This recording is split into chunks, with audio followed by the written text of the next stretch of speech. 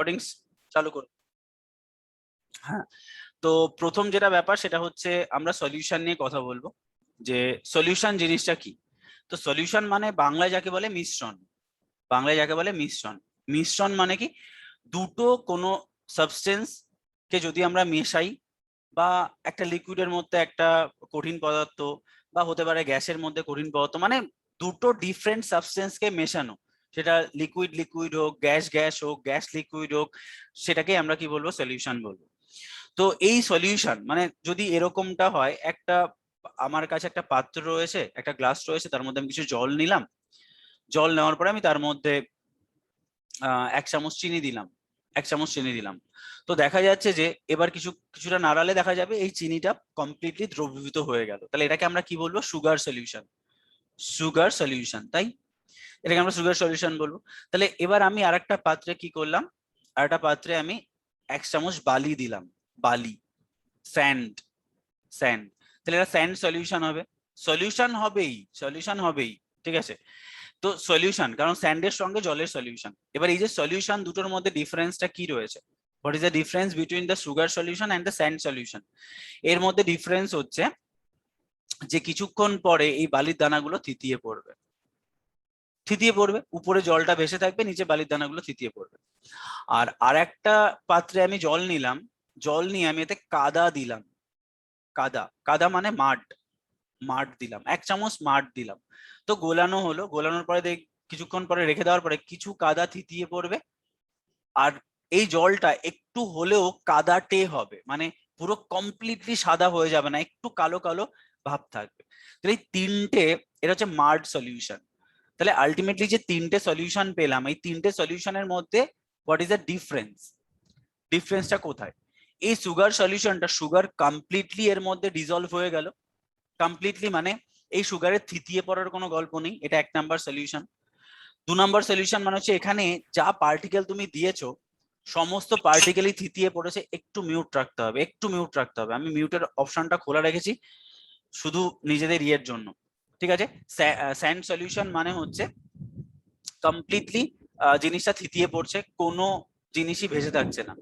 আর মাড solution মানে কিছু থিতিয়ে পড়েছে এবং কিছু জিনিস জলের মধ্যে তখনও ভেসে রয়েছে। কেন এই ডিফারেন্স, কেন একই জিনিস হলো না, কেন হলো না? তার পেছনে একটাই উদ্দেশ্য, এই যে যে সাবস্টেন্সটা মেশানো হচ্ছে, কারণ আমার যে আহ, যে জল, এটা তো সেম, ওয়াটার এটা তো সেম, তিনটে ক্ষেত্রেই ওয়াটার সেম। তাহলে এই 3 ধরনের সলিউশন কেন হলো?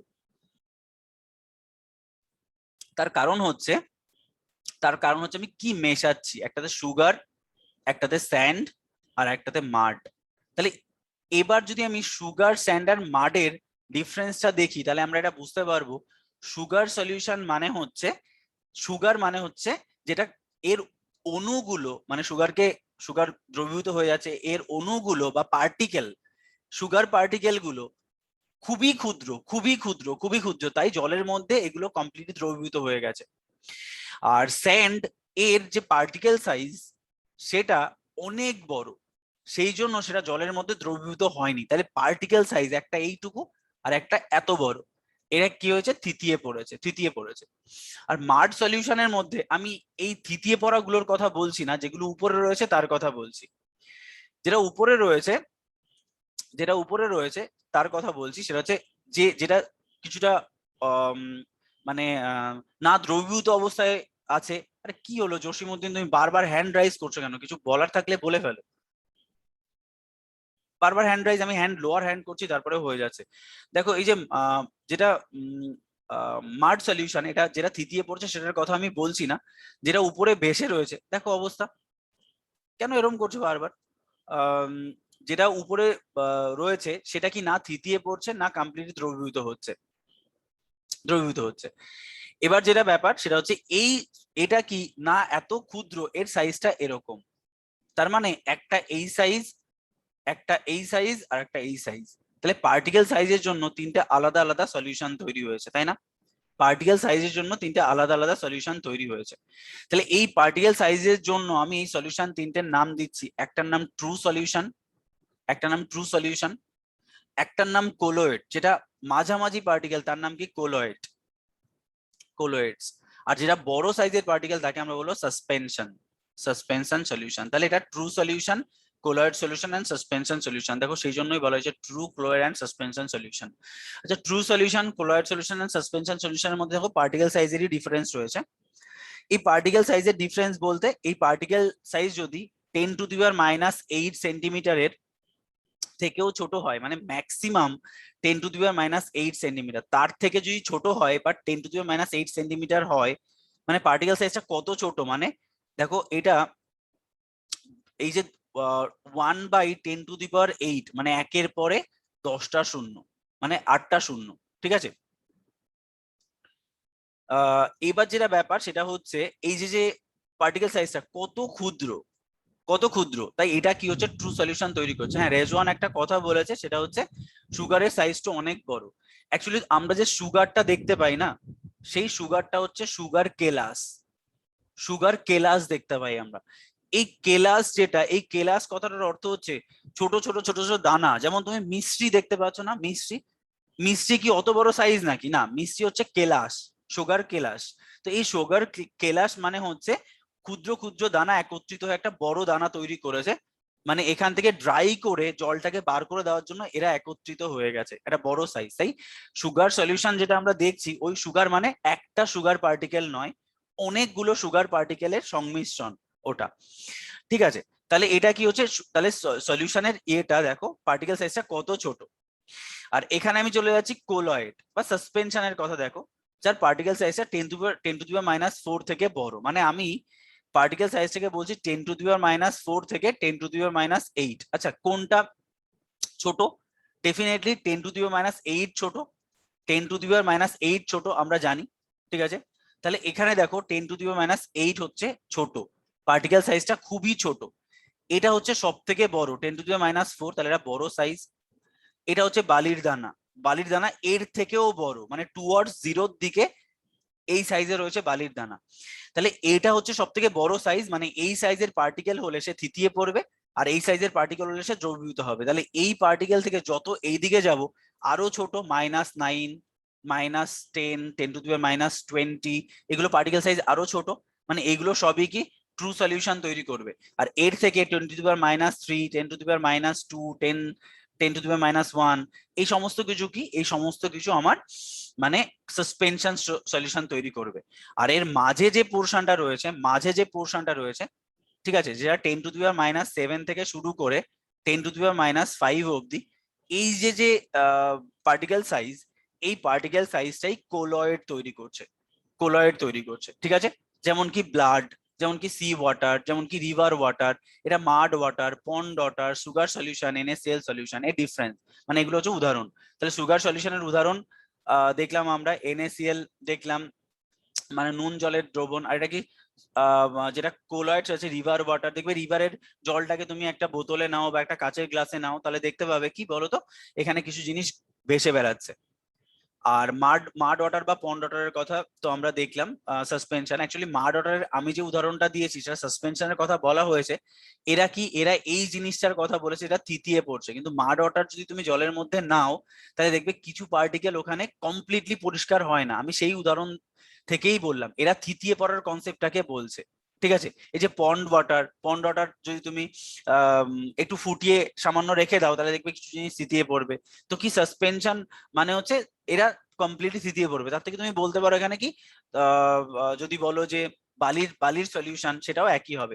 এরা মাড বলেছে কেন? মাড বলেছে এরাই থিতিয়ে পড়ছে তাই ম্যাক্সিমামটা, কিন্তু আমি উপরের জিনিসটার কথা বলেছি, এটা মাথায় রাখবে সবসময়, ঠিক আছে। তাহলে দেখো আমি তিনটে জিনিস আমি এখন অব্দি জানলাম। সলিউশন তিন ধরনের হতে পারে, ট্রু সলিউশন, কোলয়েড এবং সাসপেনশন। ক্লিয়ার হলো জিনিসটা? তাহলে সুগার সলিউশন, NaCl সলিউশন, এটা হচ্ছে ট্রু সলিউশন, পার্টিকেল সাইজটা দেখো এইটা। এটা হচ্ছে blood, sea water, river water, particle size এত থেকে এত, এবং মাড এবং পন্ড ওয়াটার পার্টিকেল সাইজটা এত হলো। এবার আমার ধর্তব্যের ব্যাপার হচ্ছে কোলয়েড নিয়ে। কোলয়েডটা আমার কাছে খুব ইন্টারেস্টিং জিনিস, কারণ কি এই ট্রু সলিউশন মানে আমি জানি কমপ্লিটলি দ্রবীভূত হচ্ছে, সাসপেনশন মানে থিতিয়ে পড়ছে, কিন্তু কোলয়েড জিনিসটা মাঝামাঝি জায়গায় রয়েছে, তো সেটা আমার সব থেকে ইন্টারেস্টিং জায়গা পড়ার ব্যাপারে। তো আমরা দুটো জিনিস দেখতে পাচ্ছি, একটা হচ্ছে ইমালশন এবং অ্যারোসল, দুটো জিনিস। তাহলে আমরা কোলয়েডকে দুটো ভাগে ভাগ করতে পারি, একটাকে আমরা বলতে পারি ইমালশন, একটাকে বলতে পারি আমরা অ্যারোসল। তাহলে what is the difference between emulsion and aerosol? তো বলছে এই কোলয়েড না অনেক রকম ভাবে হতে পারে। দেখো আমার সিস্টেমে পদার্থের তিনটে ধর্ম রয়েছে, কি? Liquid, liquid, gas and solid. Solid, gas, liquid, ঠিক আছে, এই তিনটে ধর্ম রয়েছে। তো যদি ইমালশনের প্রসেস আমরা বলি, তাহলে এটা কি হচ্ছে, সবসময় লিকুইড প্লাস লিকুইডের মিশ্রণে একটা কলয়েড সলিউশন যদি তৈরি হয়, কোলয়েড সলিউশন, তাকে আমরা কি বলবো? ইমালশন। আর যদি তোমার এখানে কি অ্যারোসল, দেখো অ্যারো কথাটাকে আমি আমার মতো করে ভাঙি। অ্যারো কথাটা এসছে এয়ার থেকে, দেখো এই তোমার এস কথাটা বা সল থেকে এসছে সলিড থেকে, সলিড থেকে, আর এল মানে লিকুইড, লিকুইড মানে অ্যারোসল মানে সেটা এয়ার, সলিড অ্যান্ড লিকুইড যা খুশি হতে পারে, ঠিক আছে। আর আর যা কিছু হতে পারে, মানে এখানে যদি ইমালশন হতে হয় তাহলে অবশ্যই লিকুইড প্লাস লিকুইড হতে হবে। আর অ্যারোসল মানে এয়ার, সলিড এবং লিকুইড যা খুশি হতে পারে। তাহলে ডিফারেন্সটা বুঝতে পারছো? তাহলে লিকুইড প্লাস লিকুইডের মধ্যে দুটো কম্বিনেশন হতে পারে। দেখো লিকুইড মানে কি, আমরা অয়েল এবং ওয়াটারকে আমরা জানি দুটো লিকুইড, ঠিক আছে, মানে এদের মিশ্রণে একটা কোলয়েড সলিউশন হতে পারে, সেটাকে নাম দিচ্ছি আমরা ইমালশন। তাহলে দুটো জিনিস হতে পারে, একটা হচ্ছে অয়েলের মধ্যে, এটা অয়েড লিখে ফেলেছি দেখো, অয়েলের মধ্যে যদি তোমার, অয়েলের মধ্যে মানে অয়েলের মধ্যে যদি তুমি ওয়াটার দাও, তাহলে ডেফিনেটলি অয়েলের পরিমাণ বেশি, তাহলে সেটাকে আমরা নাম দিচ্ছি অয়েল ইন ওয়াটার, মানে ওয়াটারের মধ্যে অয়েল। আর একটা হচ্ছে ওয়াটার ইন অয়েল, মানে আমি এখানে যেটা বললাম সেটা হচ্ছে ওয়াটার ইন অয়েল। আর আরেকটা জিনিস বললাম কি, ওয়াটারের মধ্যে তুমি যদি অয়েল দাও তাহলে কি হচ্ছে, এটা অয়েল ইন ওয়াটার, মানে তেল জলের মধ্যে আর জল তেলের মধ্যে, এই জিনিসটা রয়েছে। তো ডব্লিউবিসিএস এর কোশ্চেন দেয় যে মিল্ক কি এক্সাম্পল অফ ইমালশন। দেখো মিল্কটা কি, জলের মধ্যে তেল না, দেখো মিল্কের ম্যাক্সিমাম কি ওয়াটার, 90% ওয়াটার। তো এই অয়েলটা কোথায় রয়েছে, দেখবে যে যেটা দুধের সর তৈরি করে না, অল্প একটু সর তৈরি করে, তাহলে সেই সরটাই হচ্ছে এর অয়েল। তাহলে মিল্কের মধ্যে অয়েল এবং ওয়াটারের কম্বিনেশনে একটা ইমালশন তৈরি হয়।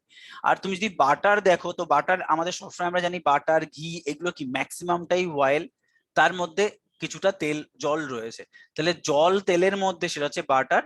আর ক্রিম, ক্রিম সেম, আমরা যে মুখে ময়েশ্চারাইজার দূর করার জন্য যে ক্রিম গুলো লাগাই না, তাহলে সেটার ম্যাক্সিমামটাই কি তেল, কিছুটা পরিমাণ জল। তাহলে আমরা কি দেখতে পেলাম, আমরা দেখতে পেলাম যে ইমালশন দু ধরনের হতে পারে। একটা হচ্ছে ইমালশন মানে হচ্ছে লিকুইড প্লাস লিকুইড, আর ইমালশন হতে পারে অয়েল ইন ওয়াটার আর ওয়াটার ইন অয়েল। তাহলে এই এক্সাম্পল গুলো আমাদের জানতে হচ্ছে। নেক্সট আমরা চলে যাচ্ছি কোলয়েড এর মধ্যে। কোলয়েড কি, কোলয়েড হচ্ছে দেখো অ্যারোসল। অ্যারোসল কোলয়েডের আরেকটা যে পার্ট, কোলয়েডের একটা পার্ট আমরা ইমালশন দেখলাম, আর কোলয়েডের আরেকটা পার্ট আমরা বলছি অ্যারোসল। আচ্ছা কোলয়েডের একটা অ্যারোসল কেন, অ্যারোসল দেখো অ্যারোসলকে আমি কি বললাম, এয়ার, সলিড এবং লিকুইড। যদি সলিড গ্যাসের মধ্যে থাকে সেটা এক ধরনের অ্যারোসল, লিকুইড গ্যাসের মধ্যে থাকে সেটা আরেক ধরনের অ্যারোসল। মানে গ্যাসটাকে আমরা এখানে মেইন রাখছি। তাহলে গ্যাসের মধ্যে সলিড আমি বললাম না, দেখো এই যে এয়ার, এয়ার, সেখানে আবার কি সলিড, এখানে আবার কি লিকুইড, এখান থেকেই নাম বোঝা যায়। তাহলে লিকুইড এয়ারের মধ্যে, সলিড এয়ারের মধ্যে, তাহলে কি solid in gas, liquid in gas. Solid in gas মানে স্মোক, আমরা যে সিগারেট খাচ্ছে যারা, দেখবে এর মধ্যে ছোট ছোট ছোট ছোট তামাক পার্টিকেলস থাকে, টোবাকো পার্টিকেলস থাকে, স্মোকটাকে সেজন্য আমরা উদাহরণ দিছি সলিড ইন গ্যাস। আর ফগ যেটা, ফগ, ফগ মানে তোমার যে কুয়াশা, কুয়াশা, এই ফগে ফগে হাত দেবে দেখবে হাতটা ভিজে যাবে, মানে গ্যাসের মধ্যে তোমার লিকুইড রয়েছে, তাহলে এটাকে আমরা কি বলছি, ফগ। আর স্মোক বলে একটা জিনিস আছে যাকে আমরা বাংলায় বলি ধোঁয়াশা, এটা হচ্ছে কুয়াশা, এটা হচ্ছে ধোঁয়াশা। ধোঁয়াশা মানে হচ্ছে যার মধ্যে তিনটেই রয়েছে, আমি যেটা একটু আগে বলছিলাম এয়ার, সলিড এবং লিকুইড যা খুশি থাকতে পারে, তাহলে সলিড, গ্যাস এবং লিকুইড তিনটে মিলে হয় ধোঁয়াশা। কুয়াশার মধ্যে জল রয়েছে, কুয়াশা প্লাস তোমার যখন লিকুইড চলে আসবে, মানে কুয়াশা প্লাস সলিড চলে আসবে, তখন সেটা হয়ে যাবে ধোঁয়াশা।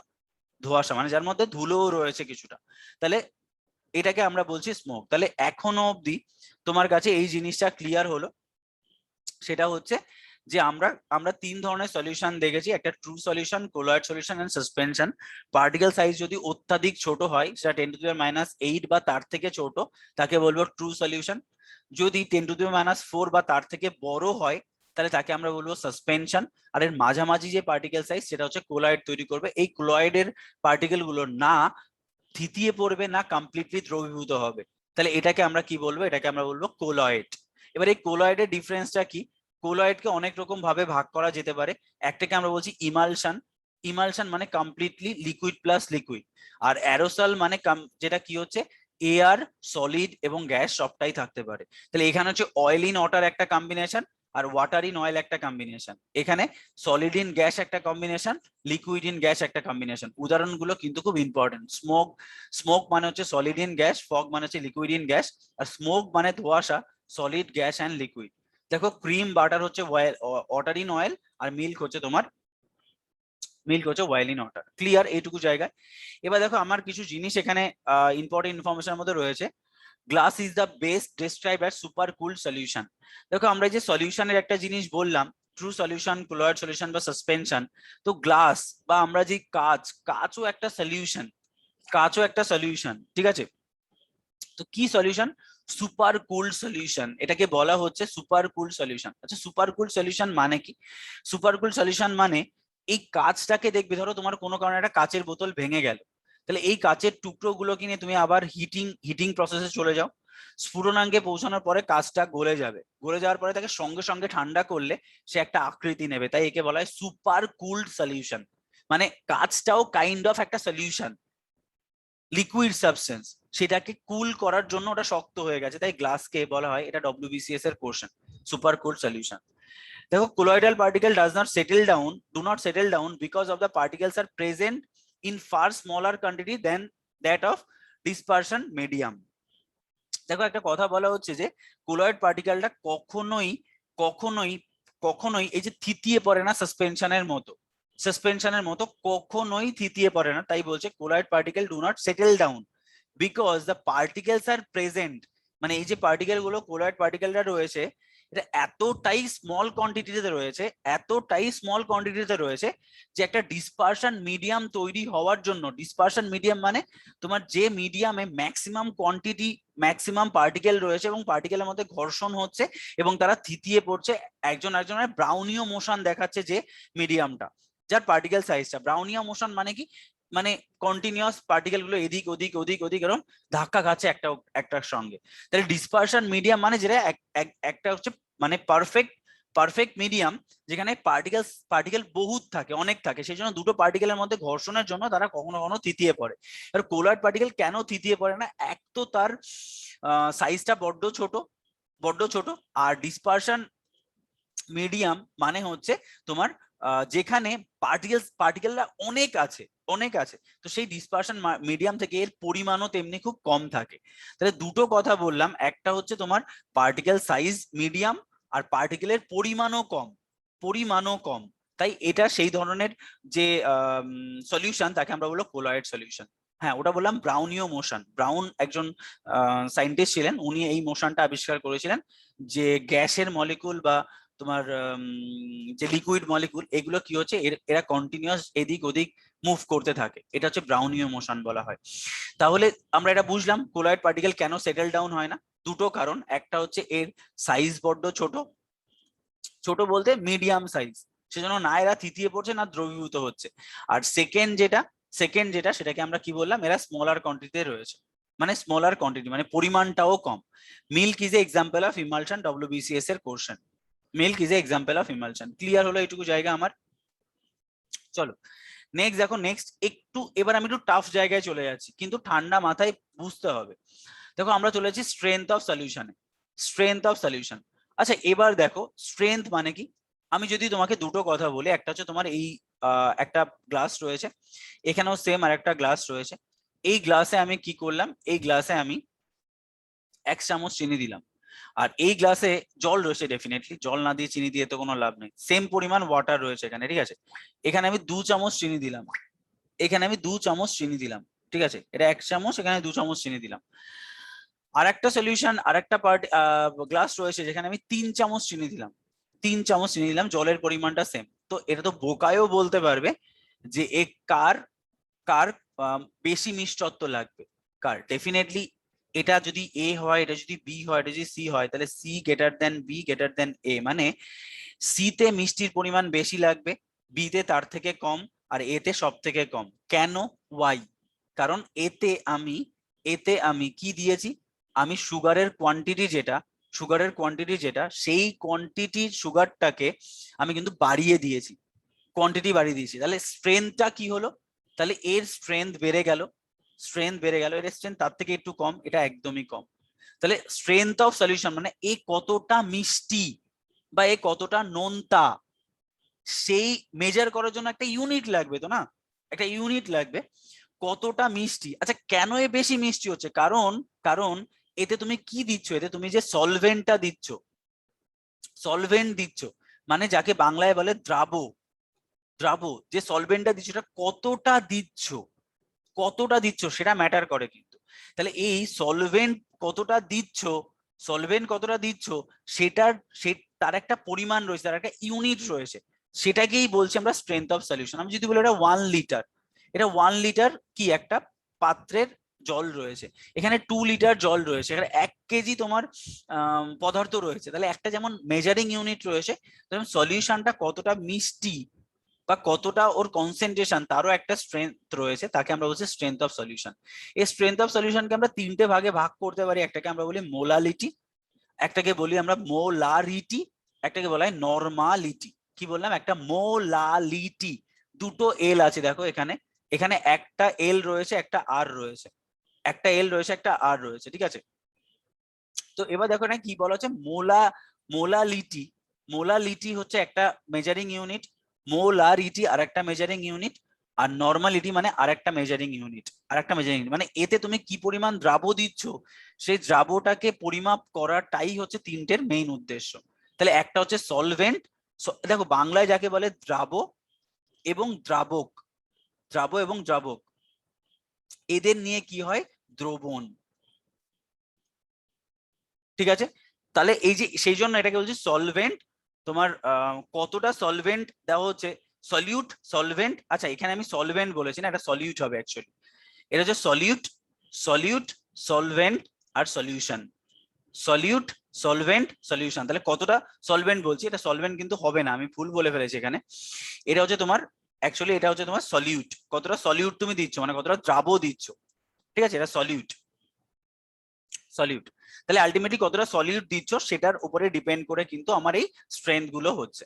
তাহলে এই যে মোলালিটি, মোলালিটি মানে হচ্ছে 1 মোল দেওয়া হচ্ছে 100 গ্রাম সলভেন্টের মধ্যে, মানে এটা কি হচ্ছে, এটা তোমার সেই পাত্র নিয়েছো যেখানে তুমি কি 1000 গ্রাম, 1000 গ্রাম কি নিয়েছো তুমি, 1000 গ্রাম তুমি ওয়াটার নিয়েছো, সাপোজ 1000 গ্রাম ওয়াটার নিয়েছো, আর এতে 1 মোল পরিমাণ, কি মোল জিনিস আমি তোমাকে এখন শেখাবো, 1 মোল পরিমাণ তুমি, 1 মোল পরিমাণ তুমি কি নিয়েছো, তুমি ধরো সুগার নিয়েছো, সুগার নিয়েছো, তাহলে এই যে কনসেন্ট্রেশনটা তৈরি হলো, this is called molality, 1 molal, one molal solution, one molal MOLAL solution, এটাকে বলবো আমরা 1 মোলাল সলিউশন। সিমিলারলি একটা পাত্র নিয়েছো, এই পাত্রে তুমি সেম কিছু পরিমাণ জল নিয়েছো, সেটা হচ্ছে 100 ml সলিউশন, দেখো দুটো কিন্তু আলাদা জিনিস, 100 বলছি 1000 ml সলিউশন, মানে তুমি একটাতে 1000 গ্রাম নিয়েছো, তুমি একটাতে 1000 ml নিয়েছো, গ্রাম এবং ml এর মধ্যে ডিফারেন্স রয়েছে, ঠিক আছে, 1000 ml নিয়েছো 1000 গ্রাম নিয়েছো, তাতে তুমি 1 মোল সুগার দিয়েছো, মোল কি জিনিস আমি তোমাকে শেখাবো, এখনো আমি বলিনি, 1 মোল সুগার দিয়েছো, তাহলে যে সলিউশনটা হবে তাকে আমরা বলবো মোলারিটি, তাহলে এটাকে বলবো অন মোলার সলিউশন, MOLAR, এটা দুটো এল, এটা একটা এল একটা আর, তাহলে 1 মোলার সলিউশন আর 1 মোলাল সলিউশন, ঠিক আছে। নেক্সট হচ্ছে নরমালিটি, তুমি কি করছো, এখানে সেম একটা পাত্র নিয়েছো, পাত্রে তুমি কি করেছো, জল নিয়েছো, কত 100 ml, 1000 ml তুমি ওয়াটার নিয়েছো, ওয়াটার নিয়েছো, ঠিক আছে, ঠিক আছে, অ্যাকচুয়ালি ওয়াটার না, এটা কিন্তু সলিউশন, এটা কিন্তু সলিউশন, ওয়াটার নয় সলিউশন, 1000 ml কি নিয়েছো, সলিউশন নিয়েছো, 1000 ml সলিউশন। আচ্ছা কি সলিউশন, এখানে কিন্তু তুমি ওয়াটার নিয়েছো, 1000 গ্রাম ওয়াটার, এখানে কিন্তু টোটাল সলিউশনটাই কিন্তু 1000 ml, আর টোটাল সলিউশনটা কিন্তু 1000 ml, এর মধ্যে তুমি যদি গ্রাম ইকুইভ্যালেন্ট পরিমাণ, ধরো 1 গ্রাম EQV, এই পরিমাণ তুমি যদি সুগার দাও, তাহলে তাকে আমরা বলবো নরমালিটি, NORMALITY, ঠিক আছে, একে বলবো 1 normal solution, 1 normal solution, clear. তাহলে আমি কি বললাম, আমি বললাম যে মোলালিটি মানে হচ্ছে 1 মোল পার 1000 গ্রাম সলভেন্ট। সলভেন্ট মানে দ্রাবক। আর এটা হচ্ছে 1 মোল রয়েছে যখন 1000 ml সলিউশনের মধ্যে, একটা ml মেজারিং ইউনিট, একটা গ্রাম মেজারিং ইউনিট। আর 1000 ml এ যদি 1 গ্রাম ইকুইভ্যালেন্ট সুগার থাকে তাহলে আমরা তাকে বলবো নর্মালিটি, নর্মাল। তাহলে এবার আমি কিন্তু এখনো বলিনি মোল জিনিসটা কি। তো চলো মোল, মোল কাকে বলে সেটাকে আমরা একবার একটু জানার চেষ্টা করব। মোল কাকে বলে, মোল কাকে বলে। তো দেখো একবার মোলটা আমরা দেখছি, আমাকে একটু হোয়াইট স্ক্রিন শেয়ার করতে হবে।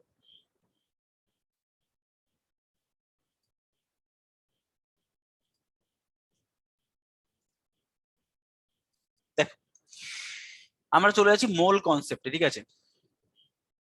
মোল কনসেপ্টে, হোয়াট ইজ মোল, একটু একটু ঠান্ডা ভাবে বোঝার চেষ্টা করবে, এর মধ্যে আহামরি কিছু নেই।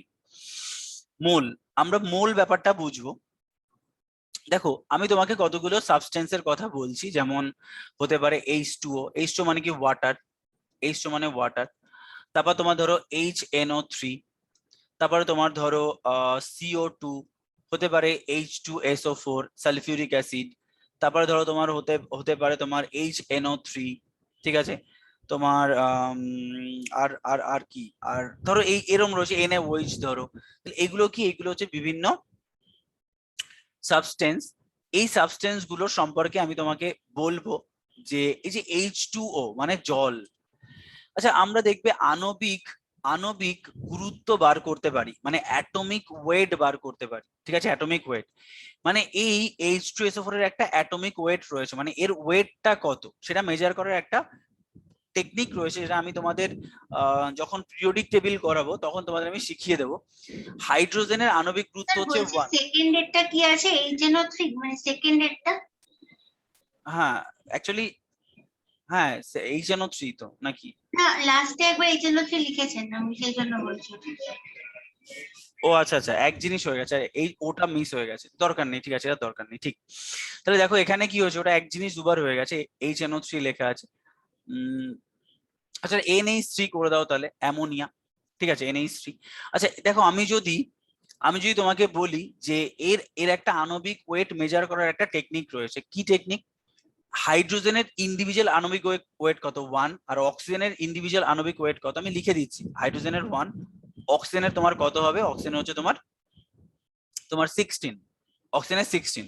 দেখো এই নাইট্রোজেনের কত 14, যতগুলো মৌল রয়েছে আমি বলে দিচ্ছি। হাইড্রোজেনের 1 লেখা আছে, কার্বনের কত, কার্বন হচ্ছে 12, আর অক্সিজেনের কত তোমার 16।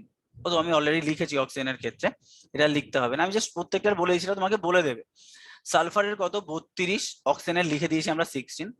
এই নাইট্রোজেনের কত আমরা বলেছি 14, এন এ সোডিয়ামের কত 23, ঠিক আছে? তাহলে আলটিমেটলি এইগুলো হচ্ছে প্রত্যেকটা মলিকুলের আণবিক ওয়েট।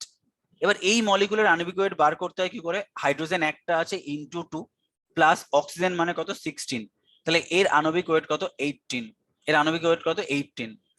আর HNO3 অ্যামোনিয়া যেটা, সেটা তুমি যদি দেখো তাহলে এন এর কত 14 আর হাইড্রোজেনের কত 1 ইন্টু 3 মানে হচ্ছে 17। দেখো তুমি যদি CO2 দেখো, CO2 কত 12, অক্সিজেনের কত 16 ইন্টু 2, 32 প্লাস 12 হচ্ছে 44, 32 প্লাস 12 হচ্ছে 44। নেক্সট দেখো H2SO4 1 ইন্টু 2 প্লাস S মানে কত 32 প্লাস অক্সিজেন কত 16 ইন্টু 4 করলে তোমার হবে 98। এগুলো আমরা জানি, মুখস্থ হয়ে গেছে আমাদের। HNO3 দেখো, হাইড্রোজেনের কত 1 1, নাইট্রোজেনের কত 14, অক্সিজেনের কত 16 ইন্টু 3, যদি তুমি করো তাহলে অ্যান্সার হবে 63। NaOH তুমি যদি দেখো 23 প্লাস 16 প্লাস 1 যদি তুমি করো তাহলে অ্যান্সার হবে 40। মানে আমরা কি পেলাম? আমরা পেলাম জলের কত 18, HNO3 NH3 17, তোমার CO2 হচ্ছে 44, H2SO4 এর হচ্ছে 98, HNO3 হচ্ছে 63, আর NaOH এর হচ্ছে তোমার কত 40। এগুলোকে আমি কি বলছি? এগুলোকে আমি বলছি আণবিক ভর, আণবিক ওয়েট, ঠিক আছে?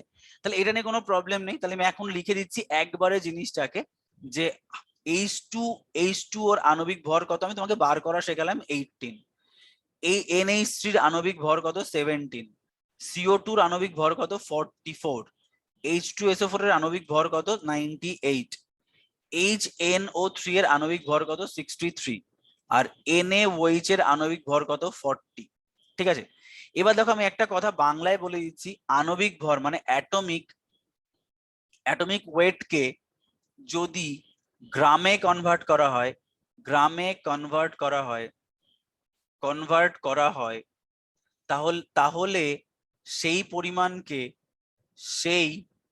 পরিমাণকে আমরা মোল পরিমাণ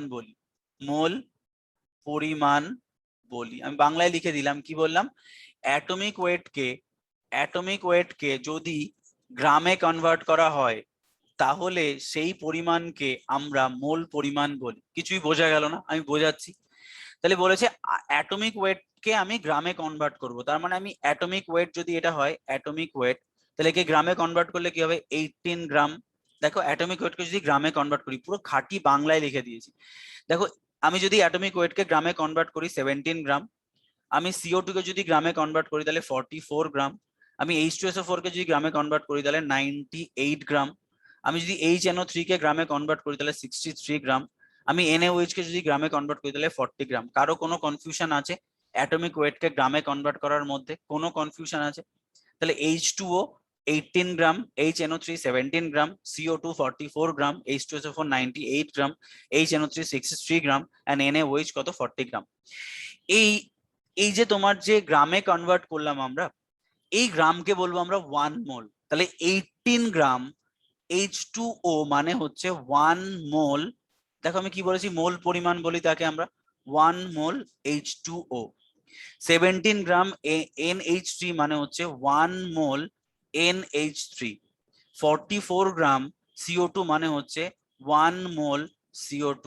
98 গ্রাম H2SO4 মানে 1 মোল H2SO4। 63 গ্রাম HNO3 মানে 1 মোল HNO3। 40 গ্রাম NaOH মানে 1 মোল NaOH। বোঝা গেল? তাহলে 1 মোল পরিমাণ মানে আণবিক ভরকে যদি গ্রামে কনভার্ট করা যায়, আণবিক ওয়েটকে যদি গ্রামে কনভার্ট করা যায়, সেটা তাকে বলা হয় 1 মোল পরিমাণ। 1 মোল পরিমাণ, ঠিক আছে?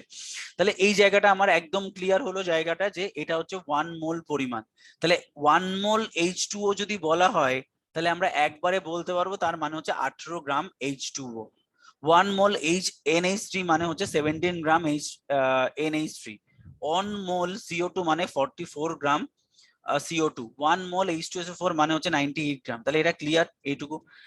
তাহলে আমি একটু এখান থেকে জাস্ট একটা জিনিস এগিয়ে যাচ্ছি, এই পড়ানোর ক্ষেত্রে আমরা একটা জিনিস বলে দিই যেটা এখন লাগবে না, কিন্তু যেহেতু এত দূর আমরা এগিয়ে গেছি সেই জন্য বলছি। একটা জিনিস বলা হচ্ছে অ্যাভোগাড্রো নাম্বার। অ্যাভোগাড্রো একজন সায়েন্টিস্ট, যিনি বলেছেন যে 1 মোল পরিমাণ সমস্ত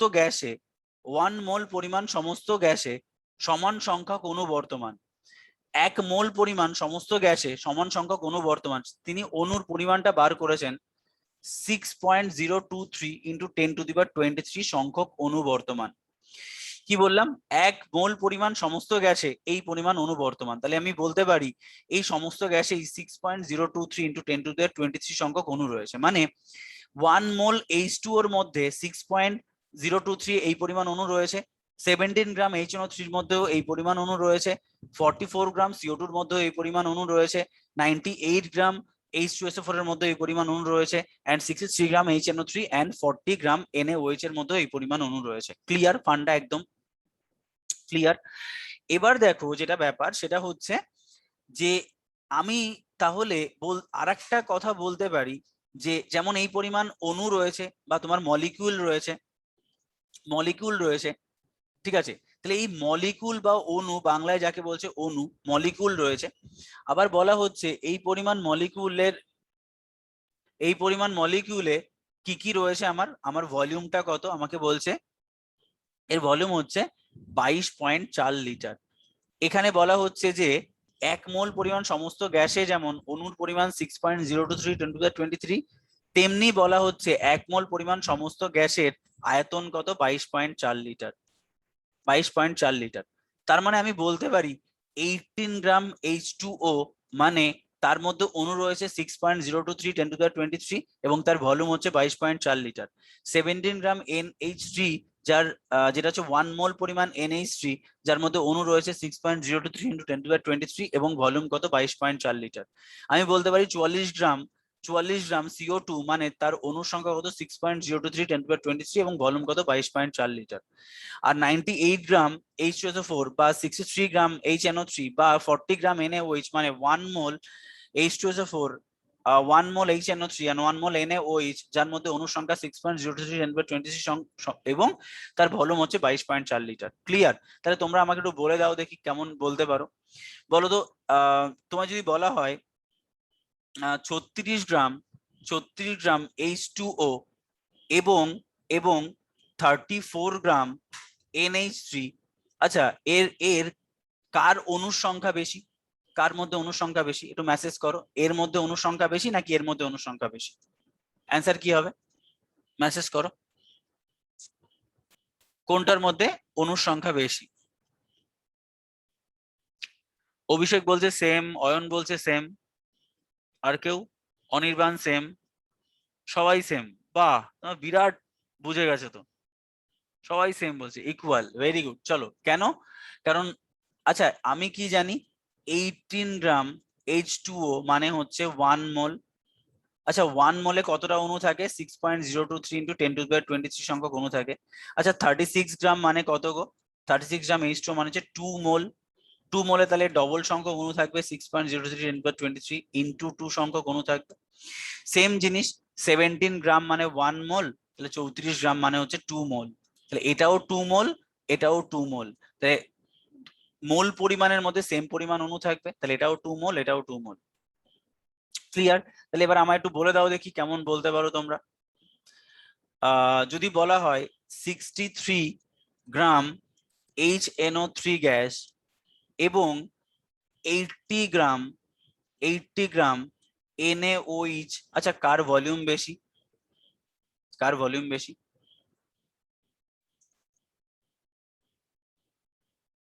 এটাও সেম বলে দিলে নাকি? 80 গ্রাম NaOH এর ভলিউম বেশি, দেবাশিস বলছে। NaOH, ব্যাস, সাবাস। দেখো আমরা সবসময় মোলের বিচার করব, ঠিক আছে? 63 গ্রাম HNO3 মানে হচ্ছে 1 মোল, দেখো 1 মোল বলেছে। আর 40 গ্রাম NaOH মানে হচ্ছে 1 মোল, তাহলে 80 গ্রাম মানে হচ্ছে 2 মোল। আচ্ছা 1 মোলের ভলিউম কত গো? এর 22.4 লিটার, আর এর ভলিউম কত হবে? 44.8 লিটার, 8 লিটার। তাহলে এর ভলিউম বেশি হবে। চলো এবার আর একটু কঠিনে চলে যাচ্ছি, চলো আমাকে বলো দেখি 20 গ্রাম NaOH, আর সেকেন্ড হচ্ছে তোমার 18 গ্রাম H2O, অ্যান্ড থার্ড হচ্ছে 49 গ্রাম, না 49 করো না, 49 করো না, তুমি করো, দাঁড়াও, তুমি করো 24.5 গ্রাম H2SO4। বলো এর মধ্যে তোমার দুটো কোশ্চেন, এটা বললেই আমরা এই টপিকের আমরা আবার আমাদের টপিকে চলে যাব, ঠিক আছে? তুমি এখানে বলো কার ভলিউম বেশি, মানে ক্রোনোলজি অনুযায়ী সাজাও। এটা হচ্ছে 1, এটা হচ্ছে 2, এটা হচ্ছে 3। তুমি মেসেজ করবে ধরো 1 গ্রেটার দেন 2 গ্রেটার দেন 3, বা 3 গ্রেটার দেন 2 গ্রেটার দেন 1, বা 1 গ্রেটার দেন 3 গ্রেটার দেন 2, এরকম ভাবে তুমি মেসেজটা করবে কার ভলিউম বেশি এবং কার মানে মলিকুল নাম্বার এর ক্রোনোলজি কি হবে। করো দেখি। ভলিউম হচ্ছে 213। আচ্ছা 213, বেশ হোক দেখি 213। দেবাশিস বলছে 2 গ্রেটার দেন 1 গ্রেটার দেন 3, এটা হচ্ছে ভলিউম 213। হ্যাঁ তুমি গ্রেটার দেন না দিলেও হবে, 213 করলেও হবে। সৈকত, সবাই 213 ভলিউমটা ঠিক বলছে। আর ভলিউম ঠিক মানে সেম জিনিস, ভলিউমের ক্ষেত্রেও যা হবে অণুর ক্ষেত্রেও তাই হবে। তো 213, ভেরি গুড, ভেরি গুড। চলো তার মানে তোমরা এই জিনিসটা বুঝে গেছো। চলো এবার আমরা চলে যাচ্ছি এই কনসেপ্টে, আমরা বার করব মোল কনসেপ্ট। আচ্ছা 20 মোল NaOH মানে কত? আচ্ছা 40 মোল মানে হচ্ছে 40 গ্রাম মানে 1 মোল। আচ্ছা 20 গ্রাম মানে আমি বলতে পারি হাফ মোল, হাফ মোল। আচ্ছা 18 গ্রাম H2O মানে কি 1 মোল, আমি বললাম মোলে চলে যাব। এটা কত? আচ্ছা 98 গ্রাম মানে হচ্ছে 1 মোল, আর 49 মানে হচ্ছে হাফ মোল, আর এটা হচ্ছে 24.5 মানে 1/4 মোল, তাই না? তাহলে 1/4 মোল এটা এটা হলো। তাহলে আমি জানি 1 মোলের ভলিউম কত হবে, 22.4 লিটার হবে। এর ভলিউম কত হবে, 11.2 লিটার হবে। এটা এর ভলিউম হবে এত লিটার। আর এটা তুমি যদি দেখো তাহলে এর ভলিউম কত হবে, 5.6 লিটার। তাহলে ভলিউম কার বেশি হবে? ডেফিনেটলি এর বেশি, তারপরে এর বেশি, তারপরে এর বেশি, মানে 213 অ্যাকচুয়ালি অ্যান্সার। আর অণুর সংখ্যা যদি আমরা দেখি তাহলে এর মলিকুল কত হবে, এটার ক্ষেত্রে যদি আমরা দেখি তাহলে এর মলিকুল নাম্বার হচ্ছে 6.023 ইন্টু 10⁻23। এর মলিকুল নাম্বার কত হবে, 6.023 ইন্টু 10⁻23 বাই 2, মানে এর অর্ধেক হয়ে যাবে, মানে 3.0125 ইন্টু 10⁻23 সংখ্যক অণু হবে। আর এটা কত হয়ে যাবে, 6.023 ইন্টু 10⁻23 বাই 4 হয়ে যাবে। এটা আর ক্যালকুলেশন করছি না, তার মানে সব থেকে অণুর সংখ্যা বেশি এর হবে, তারপরে এর হবে, তারপরে এর হবে। ক্লিয়ার জায়গাটা একদম? চলো আমরা এইটুকু বুঝলাম। তাহলে মোল পরিমাণ মানে আমরা বুঝলাম, মোল মানে কি বেসিক্যালি আণবিক ওয়েটকে বা অ্যাটমিক নাম্বারকে, যদি অ্যাটমিক ওয়েটকে যদি আমরা গ্রামে কনভার্ট করে দিই তাহলে সেটা হয়ে যাবে 1 মোল পরিমাণ কনসেপ্ট। ঠিক আছে?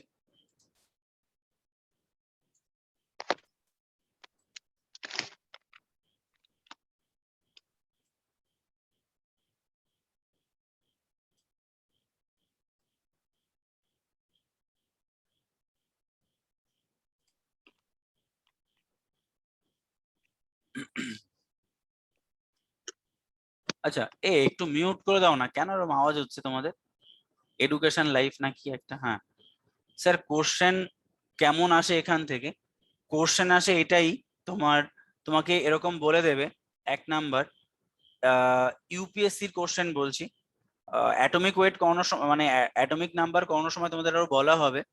এখানে কোশ্চেনটা ঠিক এরকম ভাবেই দেয় যে 2.4 22.4 লিটার, ঠিক আছে, বলছে O2, তোমাকে বলছে ধরো 56, অ্যাকচুয়ালি এরম ভাবে কোশ্চেনটা না দিয়ে, মানে 22.4 লিটার না দিয়ে ওরা মোলে চলে যায়, ঠিক আছে? ওরা চলে যায় ধরো যেটা আমি একটু আগেই করলাম, যে 98 গ্রাম H2SO4, ধরো তোমাকে বললো 20 গ্রাম NaOH, এরম ভাবে দিয়ে বলে এর মধ্যে কার মধ্যে অণুর সংখ্যা বেশি বা কার ভলিউম বেশি, এরম টাইপের কোশ্চেন তোমাকে দিয়ে থাকে জেনারেলি। ঠিক আছে, আমরা গ্যাসিয়াস লতে চলে গেছি ভুল করে। আচ্ছা চলো এখানে দেখো, তাহলে আমরা সলিউশন দেখলাম। দেখো তাহলে এবার দেখো তোমাদের কাছে এই ওয়ার্ডটা একদমই ক্লিয়ার। তোমাকে এখানে বলে দেওয়া হয়েছে যে 1 মোল পরিমাণ যখন 1000 গ্রাম সলভেন্টে থাকবে তখন তাকে আমরা বলবো মোলালিটি। তার মানে কি, তুমি যদি এই দেখো এখানে আর বলা হচ্ছে 1 মোল পরিমাণ যদি 1000 ml সলিউশনে থাকে তাকে বলবো মোলারিটি। এবার মোলের কনসেপ্ট তোমাদের কাছে একদমই ক্লিয়ার। আর বলছে 1 গ্রাম ইকুইভ্যালেন্ট যদি তোমার থাকে 1000 ml সলিউশনে, তাকে বলবো নর্মালিটি, তাই না? এবার দেখো গ্রাম ইকুইভ্যালেন্টের একটা ফর্মুলা রয়েছে, মলিকুলার ওয়েট, মানে একটু আগে আমরা যেটা বার করছিলাম, মলিকুলার ওয়েটকে যখন তুমি বেসিসিটিতে কনভার্ট বা বেসিসিটি বা অ্যাসিডিটি দিয়ে তুমি যখন ভাগ করবে তখন তার হয় তোমার কি, গ্রাম ইকুইভ্যালেন্ট। তাহলে হোয়াট ইজ বেসিসিটি বা অ্যাসিডিটি? বেসিসিটির বাংলা আমি যদি বলি তাকে বলবো ক্ষারত্ব, আর অ্যাসিডিটি তাকে বলবো অম্লত্ব। তাহলে দেখো একটা জিনিস যদি বলি আমি, ক্ষার, ক্ষার মানে কি বেস, বেস আর অ্যাসিড, বেস আর অ্যাসিড আমরা জানি। আচ্ছা বেস মানে বাংলায় যাকে বলে ক্ষার, আমরা ছোটবেলায় অ্যাসিড ক্ষার পড়েছি না, অ্যাসিড বলি আমরা একে, অ্যাসিড। তাহলে আচ্ছা অ্যাসিডের কার পরে অ্যাফিনিটি থাকে, আর ক্ষারের কার উপরে অ্যাফিনিটি থাকে? ক্ষারের অ্যাফিনিটি থাকে অ্যাসিডের উপরে, ক্ষারের অ্যাফিনিটি থাকে অ্যাসিডের উপরে, আর অ্যাসিডের অ্যাফিনিটি থাকে ক্ষারের উপরে। মানে সবসময় অ্যাসিড চাই ক্ষারের সঙ্গে মিশতে, আর ক্ষার চাই অ্যাসিডের সঙ্গে মিশতে। এবং তার মানে ক্ষার কতগুলো অম্ল বা কতগুলো অ্যাসিডের সঙ্গে বিক্রিয়া করে লবণ এবং জল তৈরি করছে তাকে আমরা বলবো ক্ষারের অম্লত্ব বা ক্ষারের অ্যাসিডিটি। ক্ষারের অ্যাসিডিটি মানে ক্ষার কতগুলো অ্যাসিডের সঙ্গে বিক্রিয়া করছে, দিস ইজ কল্ড ক্ষারের অ্যাসিডিটি। আর অ্যাসিড কতগুলো ক্ষারের সঙ্গে বিক্রিয়া করছে তাকে বলা হয় অ্যাসিডের বেসিসিটি।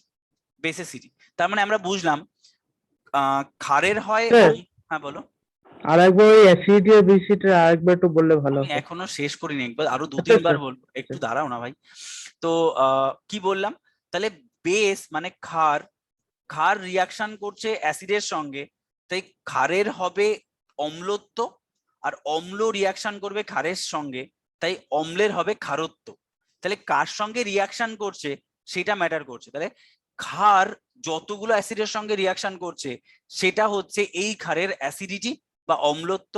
অ্যাসিড যতগুলো ক্ষারের সঙ্গে রিয়াকশন করছে সেটাকে বলা হয় ওই অ্যাসিডের ক্ষারত্ব। এবার বলি ইংলিশে, বেস যতগুলো অ্যাসিডের সঙ্গে রিয়াকশন করছে তাকে বলা হয় ওই বেসের অ্যাসিডিটি, আর ক্ষার যতগুলো আর অ্যাসিড যতগুলো বেসের সঙ্গে রিয়াকশন করছে তাকে বলা হয় ওই অ্যাসিডের বেসিসিটি। তাহলে ধরো H2SO4, H2SO4 ধরো তোমার কতগুলো NaOH এর সঙ্গে রিয়াকশন করবে, কতগুলো NaOH এর সঙ্গে রিয়াকশন করবে সেটাকে বলা হয় এই H2SO4 এর কি বেসিসিটি, বেসিসিটি, বেসিসিটি। আর NaOH কতগুলো H2SO4 এর সঙ্গে রিয়াকশন করবে সেটাকে বলা হয় ওই অ্যাসিডের ওই ক্ষারের অ্যাসিডিটি। ঠিক আছে, তার মানে এটা আরেকটা সহজ স্টাইল বলে দিই। ইন জেনারেলি সবসময় নয়, এক্সেপশনাল রয়েছে। ইন জেনারেলি কোনো অ্যাসিডের মধ্যে যতগুলো হাইড্রোজেন রয়েছে তাকে বলা হয় ওই অ্যাসিডের বেসিসিটি, আর কোনো ক্ষারের মধ্যে যতগুলো OH রয়েছে তাকে বলা হয় ওই ক্ষারের অ্যাসিডিটি। তার মানে NaOH এর অ্যাসিডিটি কত গো? 1। যদি বলা হয় H2SO4 এর বেসিসিটি কত গো? 2। ক্লিয়ার হলো? তাহলে বলো তো, যদি বলা হয় H2SO4 এর বেসিসিটি কত, আমরা দেখলাম 2, আর NaOH এর বেসিসিটি অ্যাসিডিটি কত? 1। যদি বলা হয় HCl এর বেসিসিটি কত, একটা মানে 1। ঠিক আছে, তো এরম ভাবে ধরো তোমাকে বলো CaOH এর হোল 2 ক্যালসিয়াম হাইড্রোক্সাইড এর অ্যাসিডিটি কত? 2। এরকম ভাবে জিনিসটা যতগুলো OH থাকবে, যতগুলো H থাকবে তার বেসিসে আমরা অ্যাসিডিটি এবং বেসিসিটিকে ডিটারমাইন করি। এবার দেখো, এবার বলা হচ্ছে এই যে 1 মোল পরিমাণ, যদি আমি H2 এর পয়েন্ট অফ ভিউ থেকে বলি, H2SO4 এর পয়েন্ট অফ ভিউ থেকে বলি, H2SO4 মানে আমরা একটু আগেই দেখেছি 98 গ্রাম। 98 গ্রাম H2SO4 মানে হচ্ছে আমার 1 মোল। একটু আগে দেখো তোমাদের খাতায় লেখানো রয়েছে 1 মোল H2SO4। তাহলে 98 গ্রাম H2SO4 যখন 1000 ml সলিউশনে থাকবে তখন তাকে আমরা বলবো 1 মোলার সলিউশন। দেখো 1000 ml এর মধ্যে থাকবে। যখন 98 গ্রাম H2SO4 যখন 1000 গ্রাম সলভেন্টের মধ্যে থাকবে তখন আমরা তাকে বলবো 1 মোলার সলিউশন, মানে এটা। আর আমি বলেছি মলিকুলার ওয়েট, তাহলে H2SO4 এর মলিকুলার ওয়েট কত? 98।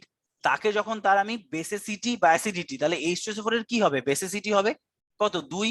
তাহলে 98 কে 2 দিয়ে ভাগ করলে হয় 49 গ্রাম। তাহলে 49 গ্রাম হচ্ছে তোমার এই H2SO4 এর গ্রাম ইকুইভ্যালেন্ট। গ্রাম ইকুইভ্যালেন্ট যদি আমরা NaOH এর গ্রাম ইকুইভ্যালেন্ট বার করি, আচ্ছা NaOH মানে 40, এর একটাই OH রয়েছে মানে এর অ্যাসিডিটি 1, তাহলে NaOH এর 1 মোল পরিমাণ আর গ্রাম ইকুইভ্যালেন্ট সেম, এর কত? 40। তাহলে NaOH এর 1 মোল মানেও 40 আর 1 গ্রাম ইকুইভ্যালেন্ট মানেও 40, কারণ 1 দিয়ে ভাগ করলে আমার চেঞ্জ হবে না। কিন্তু H2SO4 এর ক্ষেত্রে 98 গ্রাম হচ্ছে ওর 1 মোল, আর 49 গ্রাম হচ্ছে 1 গ্রাম ইকুইভ্যালেন্ট।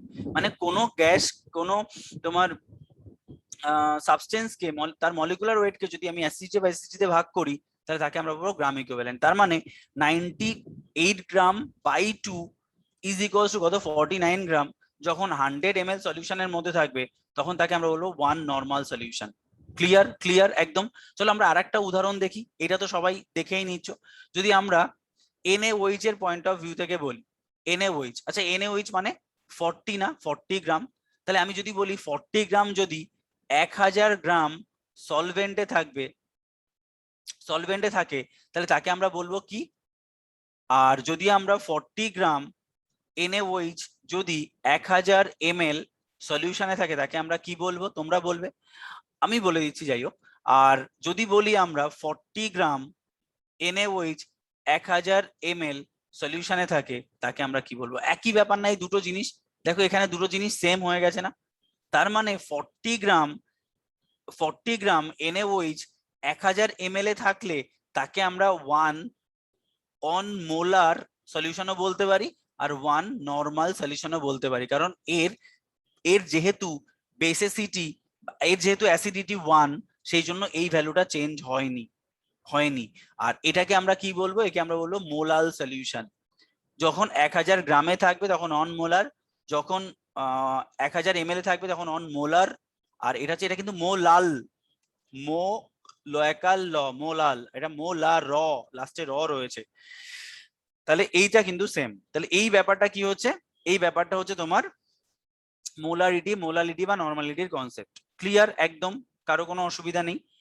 এবার দেখো একটা অঙ্কে চলে যাচ্ছি আমরা। দেখো 1 ঘন্টা সময় লেগে যায়, মানে একটা টপিক, এই টপিকটা বড় স্যার, সেম হলে কেন আবার একবার বললেন? আমি এমনি জাস্ট তোমাদের জন্য বললাম, মানে সেম কেন এখানে যেমন আলাদা হয়েছে 49, 98 আর 98, তো আমি 3বার লিখলাম কারণ 3টে না হলে তোমরা বুঝতে পারবে না।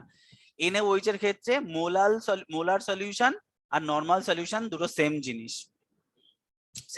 আচ্ছা, এটা অঙ্ক করছি, দেখো তোমরা করবে, আমি দুটো অঙ্ক করে দিচ্ছি, একটা তোমরা করবে। How many grams of NaOH, WBCS prelims এর কোশ্চেন 2015, WBCS প্রিলিমস এর কোশ্চেন 2016, WBCS প্রিলিমস এর কোশ্চেন 2017, এরকম কোন একটা ব্যাপার হবে, সালটা একটু ওলট পালটও হতে পারে। হাউ মেনি গ্রামস, বাট তিনটেই WBCS এর কোশ্চেন, তোমাকে কোশ্চেন দিয়েছে how many grams of NaOH are needed to make এত ml, এত মোলার সলিউশন অফ NaOH। আচ্ছা, আমি এইটাকে দেখে বলছি, ঠিক আছে তোমাকে? আচ্ছা, NaOH মানে কত গো? NaOH মানে 40 গ্রাম, আমরা সবাই জানি। 40 গ্রাম মানে কি 1 মোল না? 40 গ্রাম মানে 1 মোল। NaOH মানে 40 গ্রাম, তোমরা সবাই জানো তো? হ্যাঁ। এবার দেখো আমি এখানে কি বার করতে বলেছে, এই এম মানে কি? এম মানে হচ্ছে মোলার, এম মানে কি? মোলার, আর মোলার মানে ml। এটা আমি লিখে দিচ্ছি মোলার, ঠিক আছে? MOLAR। তোমরা কি অ্যান্সার দিয়ে দিলে নাকি? 2 গ্রাম, 2 গ্রাম অ্যান্সার দিয়ে দিয়েছো, সাবাস, ভেরি গুড।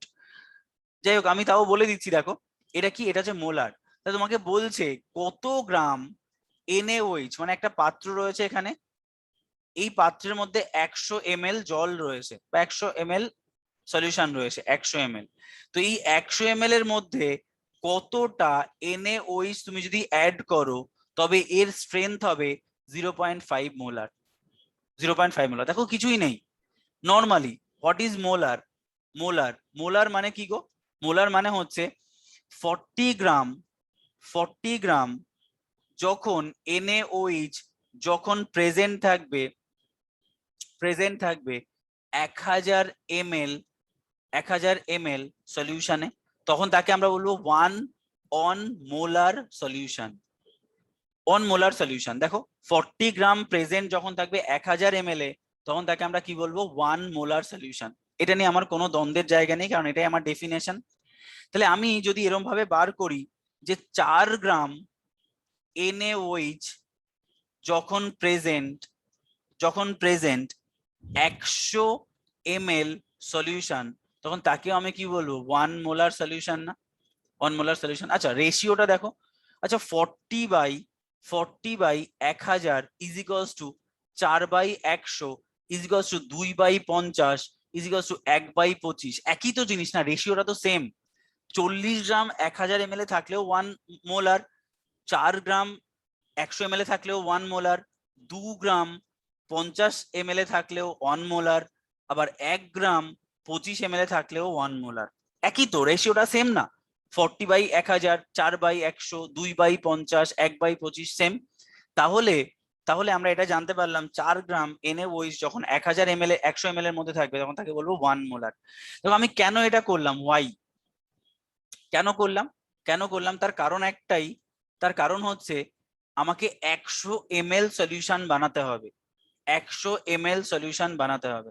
তাই আমি এখানে 100 ml করে নিলাম। তাহলে 100 ml এ 4 গ্রাম থাকলে হয় 1 মোলার, 100 ml এ 4 গ্রাম থাকলে হয় 1 মোলার। তাহলে 100 ml এ কত গ্রাম থাকলে হাফ মোলার হবে? ডেফিনেটলি 2 গ্রাম। তাহলে 100 ml এ 4 গ্রাম থাকলে হয় 1 মোলার, তাহলে 100 ml এ 2 গ্রাম থাকলে কি হবে? 0.5 মোলার হবে না? 100 ml এ 4 গ্রাম থাকলে হয় 1 মোলার, তাহলে তার অর্ধেক থাকলে হাফ মোলার হবে। তাহলে অ্যান্সার কি? 2 গ্রাম। যারা 2 বলেছো ভেরি গুড, খুব ভালো অ্যান্সার বলেছো। এটা দেখো আবার বলে দিচ্ছি আমি, how many grams of dibasic acid. আচ্ছা, ডায়াবেসিক অ্যাসিড মানে কি? যার বেসিসিটি, আমরা এখানে পড়েছিলাম না এই যে বেসিসিটি বা অ্যাসিডিটি, যার বেসিসিটি 2। আচ্ছা, ডায়াবেসিক অ্যাসিড মানে যার বেসিসিটি 2 তোমাকে বলে দিয়েছে, যার মলিকুলার ওয়েট 200 ইজ প্রেজেন্ট কতটা, আবার একটা পাত্র দিয়েছে, পাত্র দিয়ে বলছে এখানে 100 ml তোমার সলিউশন রয়েছে, 100 ml সলিউশন রয়েছে, 100 ml সলিউশন রয়েছে, এর মধ্যে কতটা এই ডায়াবেসিক অ্যাসিড দিলে তার সলিউশনের স্ট্রেংথ হয় 0.1 নরমাল, 0.1 নরমাল। তাহলে আমরা কি করব, আমরা নরমাল, নরমাল মানে কি আমরা জানি, 1 নরমাল মানে হচ্ছে কি জানি, 1 গ্রাম ইকুইভ্যালেন্ট যখন থাকবে, তাহলে এর গ্রাম ইকুইভ্যালেন্ট আমরা বার করতে পারি না, গ্রাম ইকিউভি। দেখো নরমালিটির কনসেপ্টটা কি বলা হচ্ছে গো, এই যে গ্রাম ইকুইভ্যালেন্ট যখন থাকবে 1000 ml এর মধ্যে, তখন তাকে আমরা বলবো নরমালিটির কনসেপ্ট। তাহলে তাহলে আর গ্রাম ইকুইভ্যালেন্টের ফর্মুলা আমরা জানি মলিকুলার ওয়েট বাই বেসিসিটি, তাহলে মলিকুলার ওয়েট বলে দিয়েছে 200, এর বেসিসিটি 2 বলে দিয়েছে, মানে 100 গ্রাম হচ্ছে এর গ্রাম ইকুইভ্যালেন্ট। তাহলে মলিকুলার ওয়েট কে আমরা তার বেসিসিটি দিয়ে ভাগ করলে পাই 1 গ্রাম ইকুইভ্যালেন্ট। তাহলে 1 গ্রাম ইকুইভ্যালেন্ট পরিমাণ যখন থাকবে, মানে আমি বলতে পারি 100 গ্রাম, 100 গ্রাম এই ডায়াবেটিক অ্যাসিড যখন প্রেজেন্ট থাকবে 1000 ml সলিউশনে, তখন তাকে আমরা নাম দেব 1 নরমাল, না তখন তাকে আমরা নাম দেব 1 নরমাল।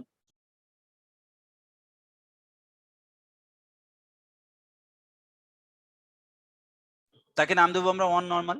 আচ্ছা, তা এই যদি হয় তাহলে আমরা এটাকে আগের মতো করতে পারি, যদি 1 গ্রাম, দেখো পরের অঙ্কটার কথা বলছি, যে 10 গ্রাম অ্যাসিড যদি প্রেজেন্ট থাকে 100 ml এ, মানে আমি একটা শূন্য কেটে দিলাম 100 ml এ, তাহলে সেটা কি হয়ে যাবে গো, তাহলে সেটা হয়ে যাবে 1 নরমাল। একটু আগেই বললাম 40, এখানে যেমন 100 গ্রাম যদি 1000 ml এ থাকে তাহলে 1 নরমাল হলে, 10 গ্রাম 100 ml এ থাকলে 1 নরমাল হবে, 1 গ্রাম 10 ml এ থাকলে 0.5, তোমার যদি 5 ml এ থাকে সেম জিনিসটাই হবে 1 নরমাল।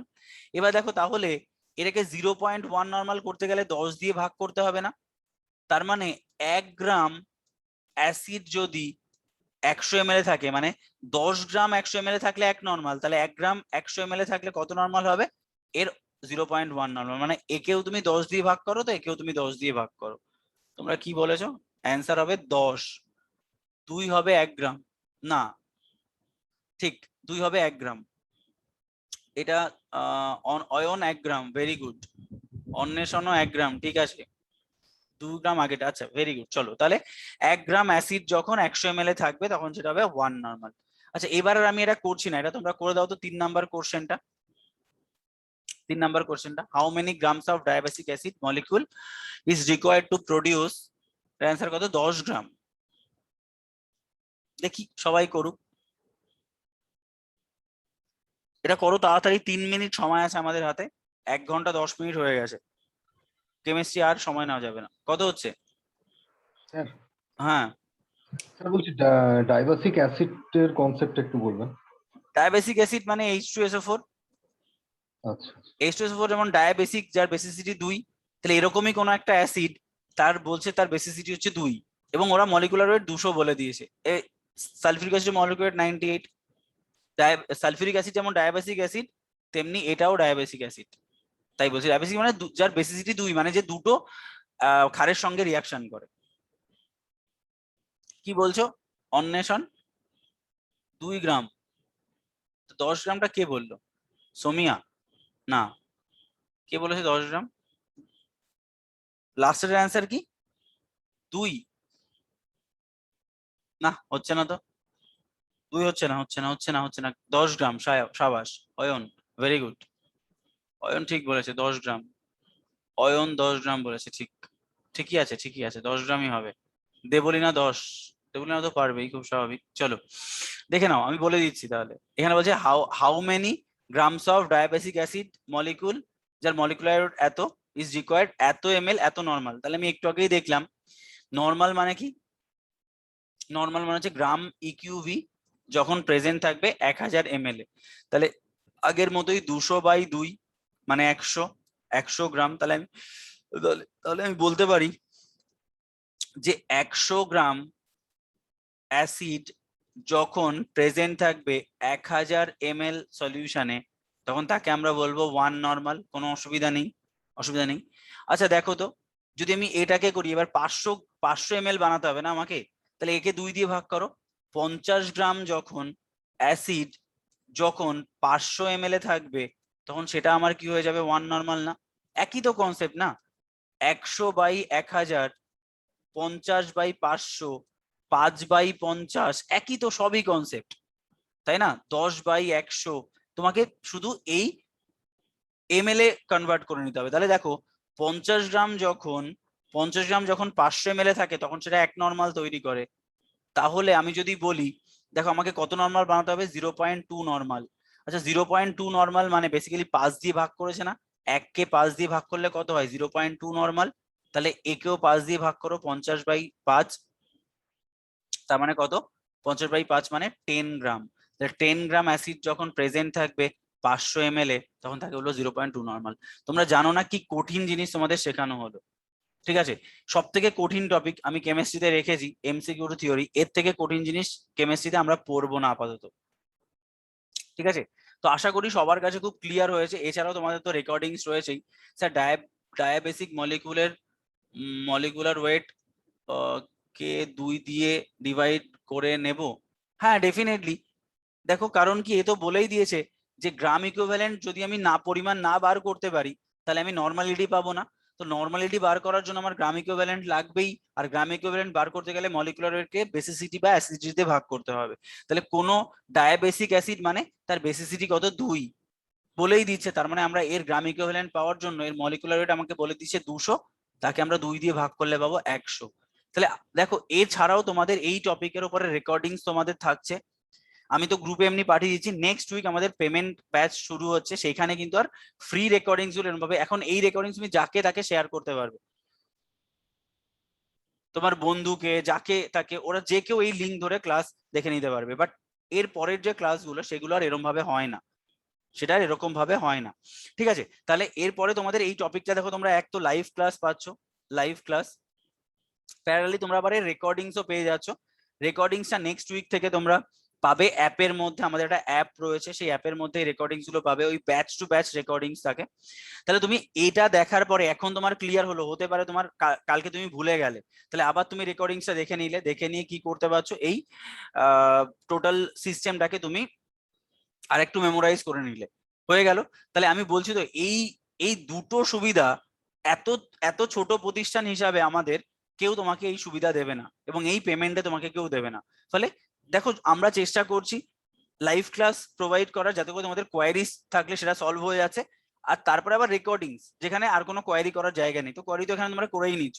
তো এটা গেল আমাদের মোটামুটি কেমিস্ট্রির পোর্শনটা, ঠিক আছে?